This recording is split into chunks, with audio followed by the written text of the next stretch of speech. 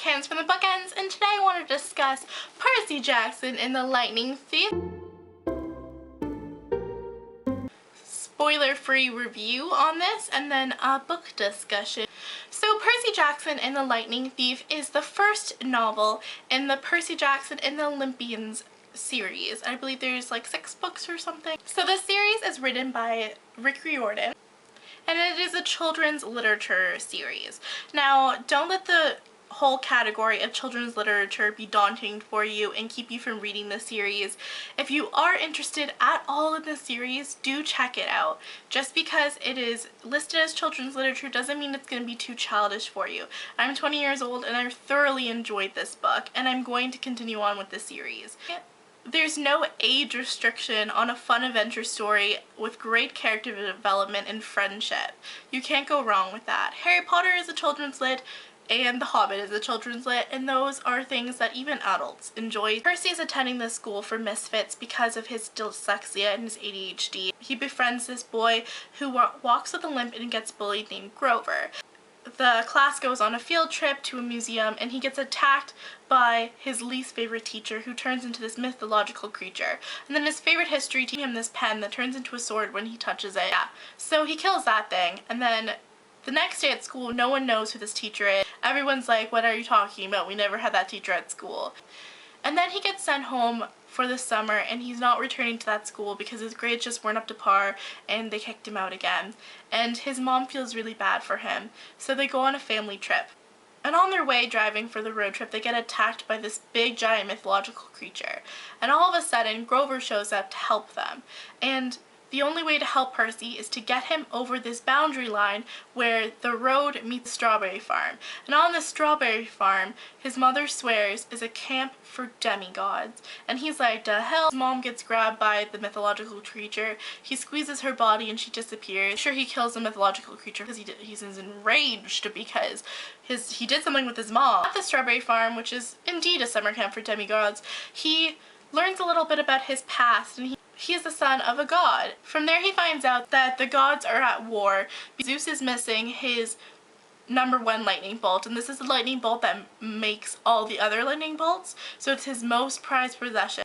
And basically, Percy goes off on this mission because he goes and finds out that there's this prophecy about him bringing home the lightning bolt. He has to go on this adventure to go stop the war, and he has only been at the camp for a couple of days, so he has barely any combat training. He barely knows who he is, doesn't know anything about the gods basically, and he just gets thrown into this world on this adventure. But thankfully he has Annabeth with him, who is super smart, the Hermione Granger of this story. She's that girl that's like, I'm gonna save the world with the power of my own brain because I'm so genius. And she's also a really amazing battle fighter, so that's a plus. And she is Grover for moral support. I don't know, Grover's kind of weak in this story, to be honest. The 3 of them go on an adventure. Rick Riordan has built some great characters. The main character that the story follows is Mr. Percy Jackson, or his personally preferred name of Percy. Now, he is an amazing protagonist for so many reasons. So he does narrate the story. It's from a first-person narrative perspective, and he is hilarious. He's got that witty humor to him, got that innocent, funny perspective that I find really interesting within the novel. Even in the beginning, you could see the characterization of Percy and that he was just a good guy. I love me some Percy. He also has a really bad home life. He has a really loving mother, but that's kind of overshadowed by the fact that his awful stepfather is verbally abusive to him. He controls all the money in the house, blows it on gambling, friends over and they're always smoking and drinking, and he's just always drunk. And he orders his wife around and Percy around like they're his servants, and that they need to bow down to him. The story also has really great secondary characters. Riordan really introduces a lot of moral stories. I'm just proud of Riordan's ability to critique society and to make thought-provoking changes to characters. So overall, I have to give this book 5 out of 5. It was amazing, and it's definitely a raveable book. So that's basically my spoiler-free section, and now I'm going to move into my discussion. If you haven't read the book, exit this video now, go click the exit button, or pause it for a really long ass time and read the book if you want to just keep the window open and read it and then come back. I don't really know. But definitely come back when you have read it. Just go book yourself. Okay, you still there? Okay, let's discuss this then. Let's discuss the eating of the blue food. I really liked this idea of the blue food, kind of an act of rebellion between his mom and him. I knew that Percy would be related to Poseidon. There was way too many references to water. His mother told him that his father was lost at the sea, and that his father decided to go on a sea trip when she was pregnant with him instead of staying with him and stuff. And I'm just like, the sea, it's Poseidon, duh. When Nancy says that Percy pushed her, all the kids were whispering that the water did something. And then, when Clarice is fighting him in the bathroom, he makes the toilet explode. I mean, come on. And I'm pretty sure Annabeth got it because, one, she's genius. I mean, Hermione Granger feels. And two, she strategically placed him by the lake. And then there's the whole thing when he's fighting with Luke and then he like splashes the water on his body and all of a sudden he's a kick-ass fighter and totally beats Luke. I mean, come on, people. Come on. Talk Luke now. I absolutely hate Luke right off the bat. How many of you hate Luke right off the bat?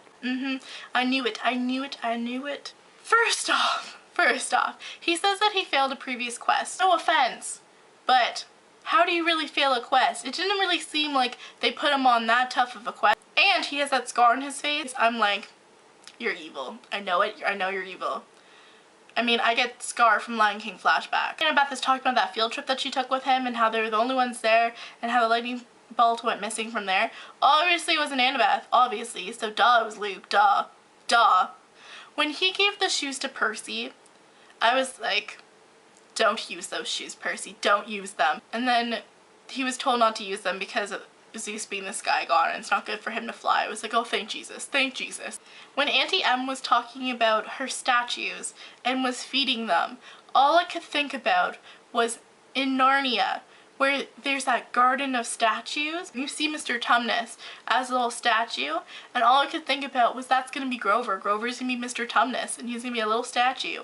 And then when she was feeding them, all I could think about was you should never take food from people because they're gonna turn out to be witches. And in my head, I was like, run, Hansel Gretel, run! And then she turned out to be Medusa, and I was like, told you. I told you. I knew it. I mean, Auntie M, just think about it. Can we talk about the entrance to the underworld being in LA? Because I thought that was a perfect satirical kind of critique on Riordan's part. Chiron says that it's obviously there and it couldn't be anywhere else. That LA is all about materialistic things and drugs and fame and just anything bad. And that's like stepping into hell's door, and I thought that was really funny. When Riordan describes World War II as a battle between the three brothers of power, I thought that was a really great way of describing why the treaty was so important, why there was no one in the three cabins, and why there was never going to be a kid from Hades at the summer camp. Because, damn, would you want to go to camp with little Hitlers? Hell no. When Percy mails the head to the gods, it was so perfect.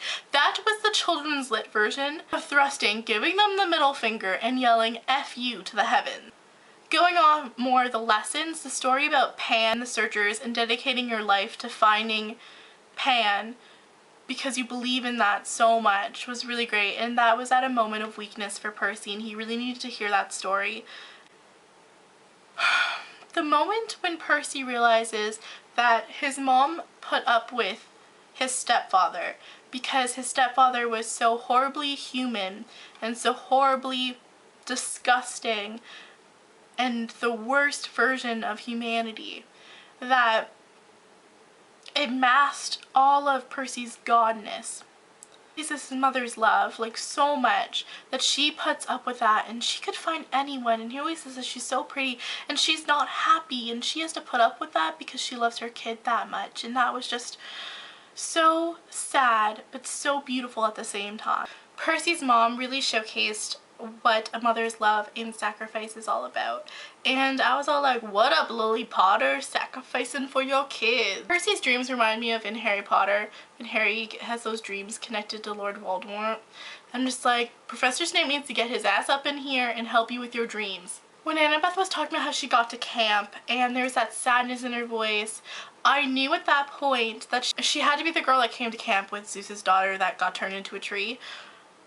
Wow, that's a weird sentence. When the voice in the water said not to trust the gifts, I was like, Percy, who gave you a gift recently?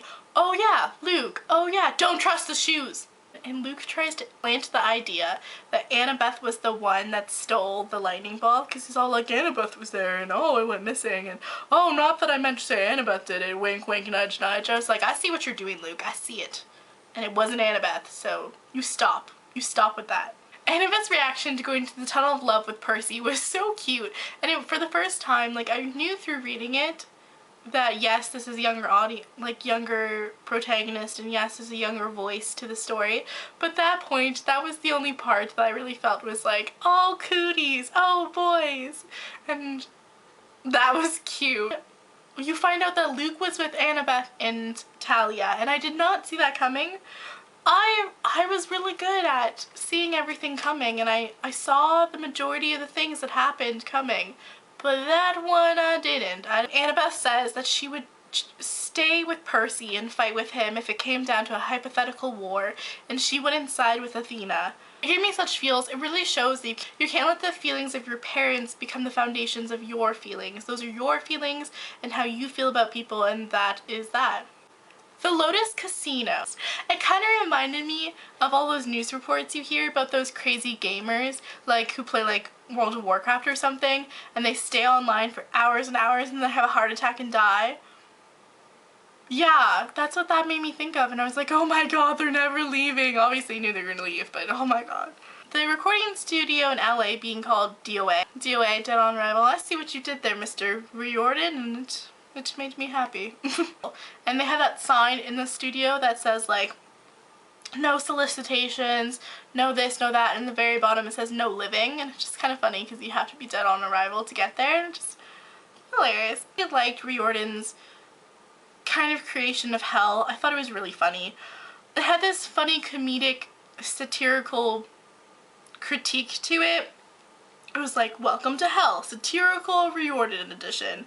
I loved how the hopes and dreams of humanity was what was polluting the river, because the river was supposed to be this horrible thing of death and despair, and the hopes and dreams are what's polluting it, and I love that.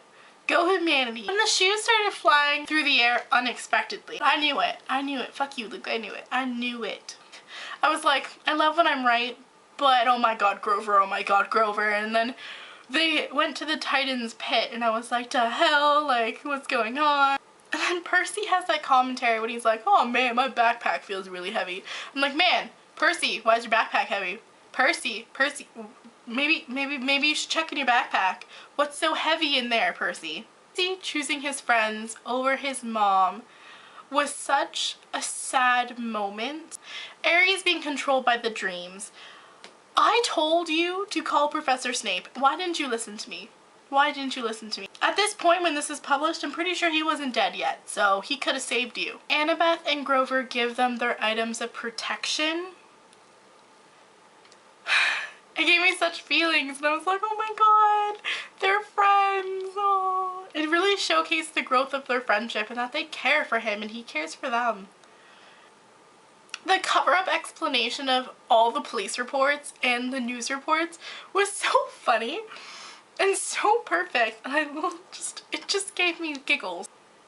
When Percy realized that Gabe was hitting his mom the whole time they were together, I felt such internal rage.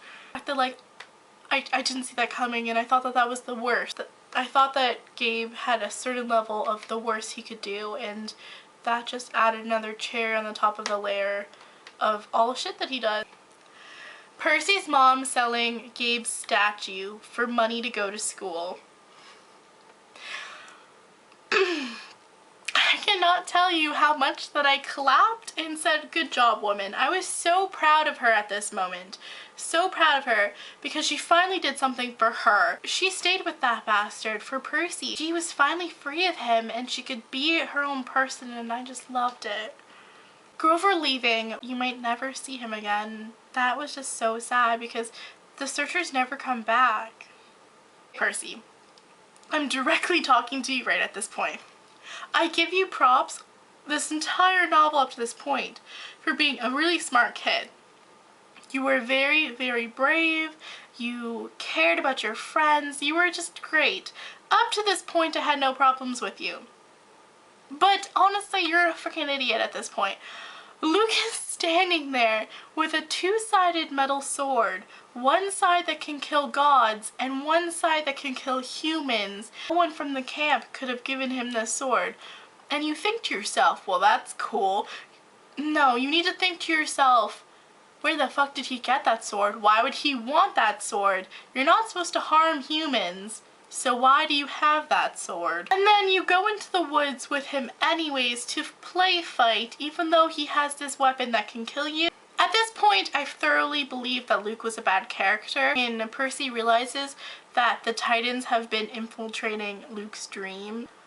I thought to myself, maybe Luke isn't a bad character. Maybe, like Ares, he's just being brainwashed. And then I was like, Professor Snape, get your ass over here and go save this boy. Because honestly, that kind of redeemed him a little bit for me. I want to see Luke become a better guy. Luke, just go to Hogwarts and get some dream therapy with Professor Snape and you'll be good. You'll just be good again. Percy's decision to be out in the real world instead of going and staying at camp for the summer made me really proud. He finally knew who he was and he knew how dangerous life is for him, but he wasn't gonna hide from it. And he was tired of being that boy that was always afraid. Because it really showcased his strength. It showcased that Percy knows that there's things out there that you should be afraid of. He knows better than anyone what he's up against.